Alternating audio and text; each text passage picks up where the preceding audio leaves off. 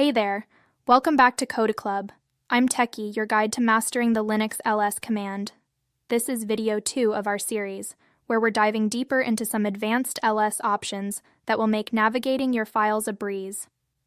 If you haven't watched the first video on ls basics, I highly recommend checking it out. The link is in the description below. Don't miss it.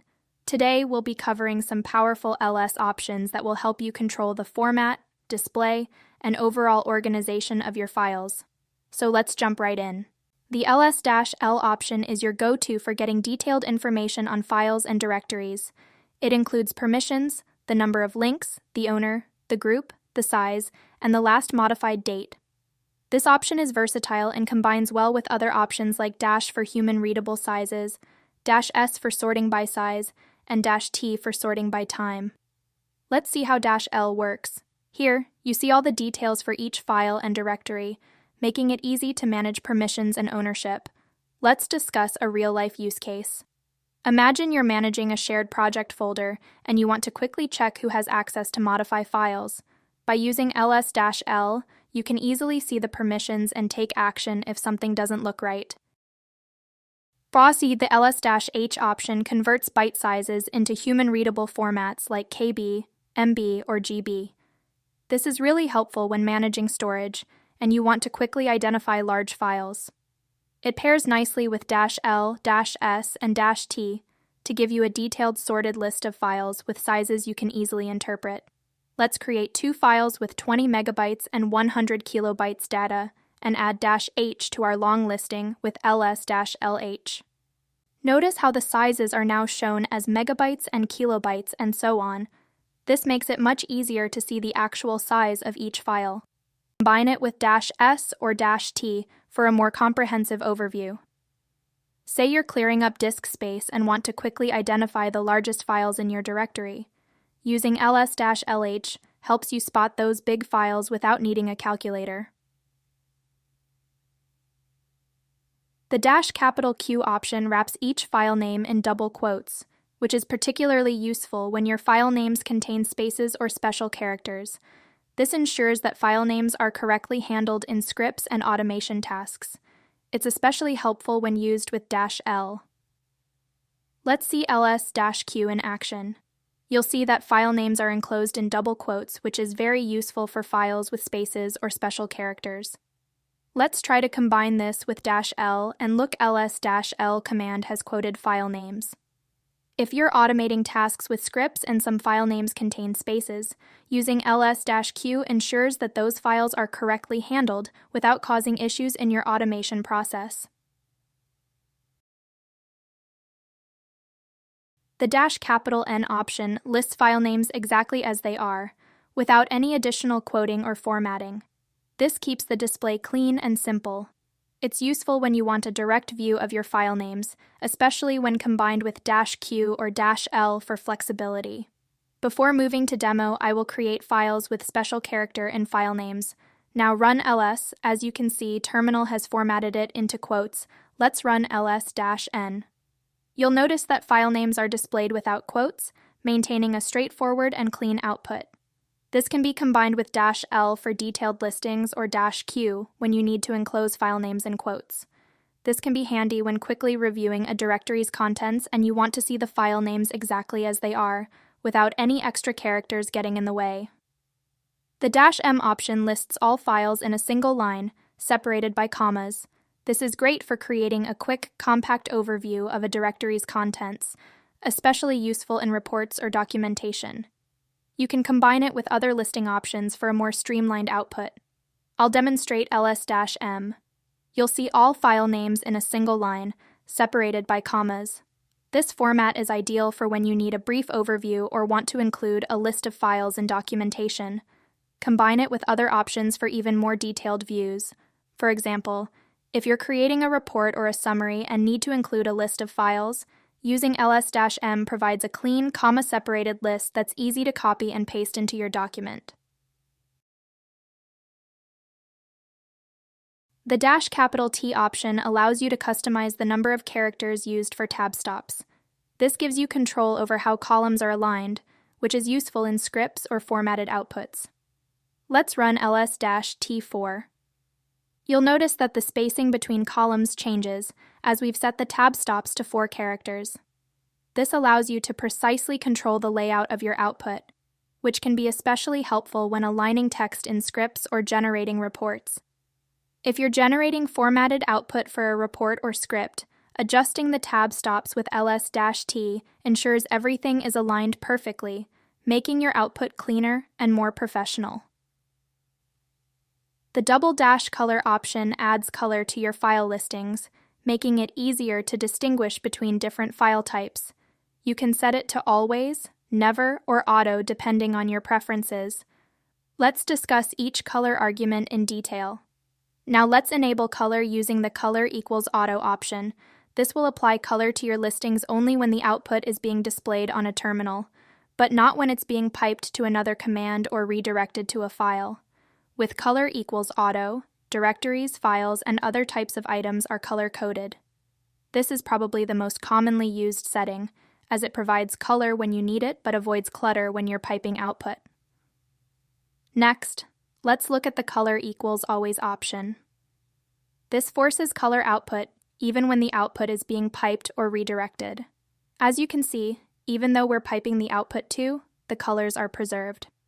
This is useful when you want to maintain color coding in piped commands. If you prefer not to have any color in your output, you can use the color equals never option. This disables color entirely, no matter the context. The color argument particularly useful when you're working with a mix of files, directories, and executables. The color coding helps you quickly spot the type of each item, reducing the chances of errors during file management. Double dash time dash style option allows you to choose how file modification times are displayed. You can select formats like full ISO for a detailed timestamp, which is essential for tasks like log analysis or auditing. It has 4 predefined options, and we can also format a custom style. Let's discuss them one by one. Let's start with the default behavior. When you use the locale argument, it shows the date and time in your system's locale format. As you can see, the date and time are displayed according to the local settings, which may vary depending on your system's configuration. Next, let's explore the ISO option. This format is more compact and shows the date and time in ISO 8601 format. Now the date is shown in the month date format, and the time includes hours and minutes, making it easier to read in a standardized way. The long ISO option extends this further by including the year and time in a more detailed format. Here you'll notice that the date now includes the full year, followed by hours and minutes. This is useful when you need more specific information at a glance. For the most detailed view, we can use the full ISO option. This displays the date and time down to seconds and even fractions of a second. With full ISO, you get the complete timestamp, which is ideal for tasks that require precise timing information. You can also customize the time format using the +FORMAT option. For example, if you only want to display the year and month, you can do so like this. As you can see, the output now shows only the year and month. You can customize this further based on your specific needs. Time formatting is useful in log analysis or forensic work, where knowing the exact time a file was modified can be crucial. The full ISO format provides the precision needed for such tasks. The double dash indicator dash style option adds specific characters to the end of file names based on their type, such as / for directories or * for executables.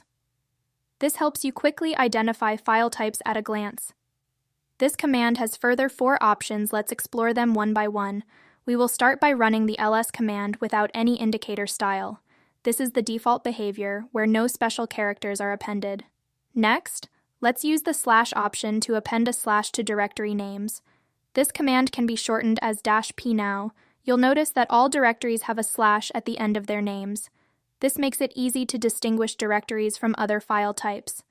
The file type option is a bit more comprehensive. It appends different characters based on the file type.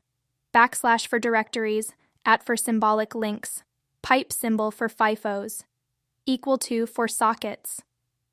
Now, each file type is clearly marked with a corresponding symbol, helping you identify them at a glance. Now let's explore the classify option. This is similar to file type, but also adds asterisk for executable files. Classify command can be shortened as ~classify or F. If you're navigating through a complex directory structure, this feature can save you time by clearly indicating which items are directories without needing to rely on color or additional commands. The ~quoting style option lets you control how file names with special characters are displayed, which is particularly useful for scripting and automation. This ensures file names are compatible with shell scripts. Let's start by running the ls command without any quoting style option. By default, ls displays file names without any quotes or special escaping. As you can see, file names are listed plainly. However, if a file name contains spaces or special characters, it might be harder to distinguish or use in scripts. Now let's use the quoting style equals literal option. This will display file names exactly as they are, without adding any quotes or escaping special characters. Here, file names appear exactly as they are in the file system, which is straightforward, but can be tricky with spaces or special characters. Next, let's try the quoting style equals shell option. This quotes file names in a way that is safe for the shell, meaning spaces and special characters are properly escaped. With quoting style equals shell, you'll notice that file names are quoted and any special characters are escaped. This is particularly useful if you plan to use these file names in a shell script. The quoting style equals shell always option is similar to shell, but it always quotes file names, even if they don't contain special characters. Now every file name is quoted, which can be helpful in ensuring consistency when scripting. The shell escape option is another variant that quotes file names only when necessary, and it also escapes any special characters. This option is useful when you want minimal quoting but still need to escape special characters for safe shell usage. If you want to always quote and escape file names, even if they don't contain special characters, use the shell escape always option. This guarantees that all file names are consistently quoted and escaped, making them safe for any shell environment. The C maybe option is similar to C, but it only uses C-style escaping when necessary. This option provides a balance using C-style escaping only when it's needed. Another useful option is quoting style equals escape. This escapes special characters, but does not add any surrounding quotes. As you can see, special characters in file names are escaped with backslashes, but there are no additional quotes around the names. The locale option displays file names in a way that is sensitive to the current locale, which can be important for non-English file names. This option adjusts the quoting and escaping based on your system's locale settings. In the last look at the locale option, this is similar to C, but it ensures that multi-byte characters are escaped based on the current locale. Here, file names are quoted and escaped based on your locale settings, which is important if you're dealing with internationalized file names. In real-life uses, when writing scripts that automate file processing, ensuring file names are correctly quoted and escaped is crucial to avoid errors. This option makes sure that file names are handled correctly by the shell. The " format allows you to control how your files and directories are displayed in the terminal, giving you flexibility depending on your needs. Let's start with the verbose or long format. This format provides detailed information about each file, such as permissions, ownership size, and the last modification date. As you can see, each file and directory is listed with comprehensive details. This format is particularly useful when you need to see more than just the file names. Next, let's switch to the commas format. This lists all the files and directories in a single line, separated by commas. With format equals commas, the files are displayed in a single line, each separated by a comma. This compact view can be handy when you want a quick overview of all files in a directory. Now let's look at the horizontal format, also known as a cross. This format arranges the files horizontally across the terminal window. As you can see, files are displayed across the screen in rows.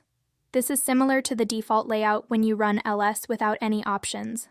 The vertical format is a bit different. It arranges files in columns, but it lists files top to bottom first, then moves to the next column. Here files are arranged in columns, but the order is top to bottom. which might be useful if you want to see files grouped by columns rather than rows.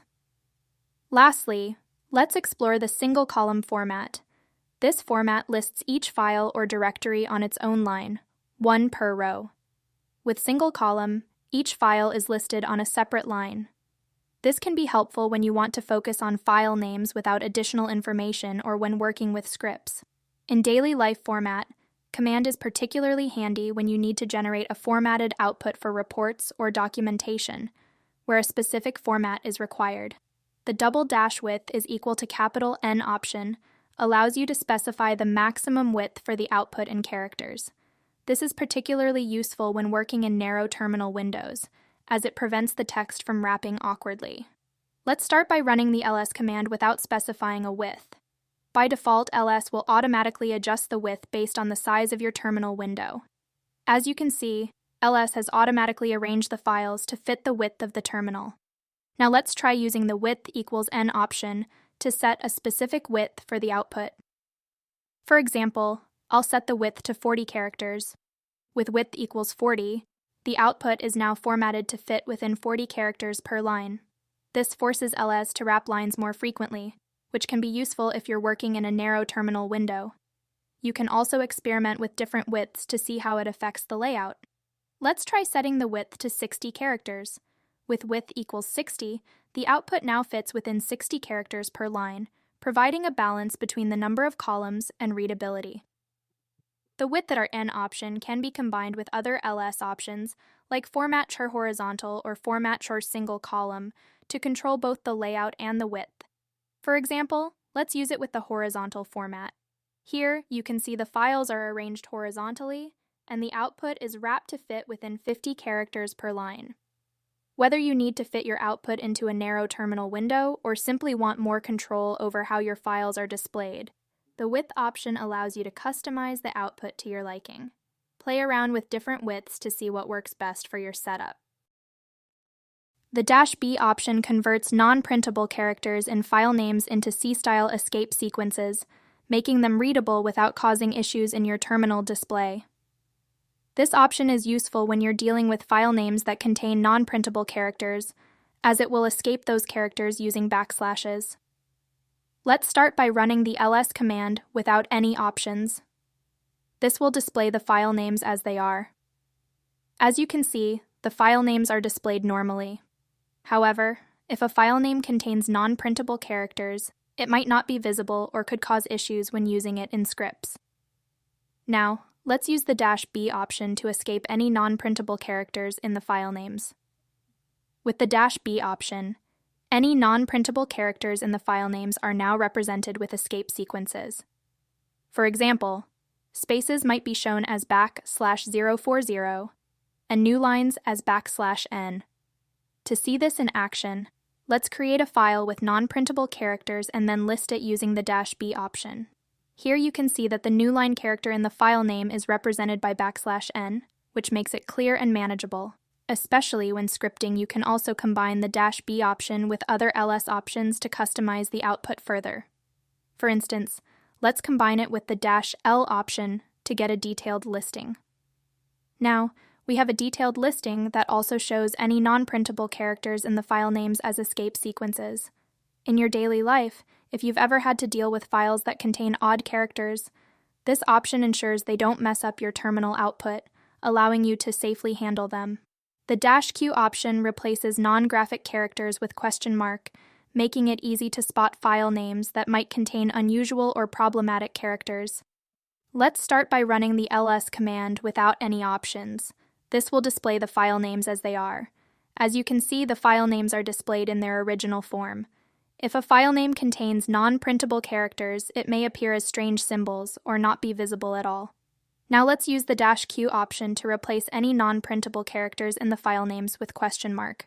Here, you can see that the new line character in the file name is replaced by a question mark, making it clear that the file name contains non-printable characters. You can also combine the -Q option with other ls options to customize the output further. For example, let's combine it with the -L option to get a detailed listing. Now we have a detailed listing that also shows file names with non-printable characters replaced by question marks. The -Q is particularly useful when you're dealing with file names that might have been corrupted or contain unexpected characters, allowing you to easily identify and fix them. The ~group-directories-first option organizes your output by listing directories before regular files. This makes it easier to navigate through large directories, especially when you're focusing on the folder structure. By default, directories and files are mixed together in the output, which can make it harder to identify the directories, especially in a large directory. Let's try ls group directories first. As you can see, all directories are listed first, followed by the regular files. This organization makes it much easier to understand the structure of your directories at a glance, especially in large projects or complex folder structures. You can also combine the group directories first option with other ls options to customize the output further. For instance, let's combine it with the L option to get a detailed listing that groups directories first. Directories are listed first, and both directories and files are sorted by modification time. This combination is great for seeing the most recently modified directories and files at a glance. This command is particularly useful when managing project directories where you need to quickly locate and open specific folders without having to sift through files first.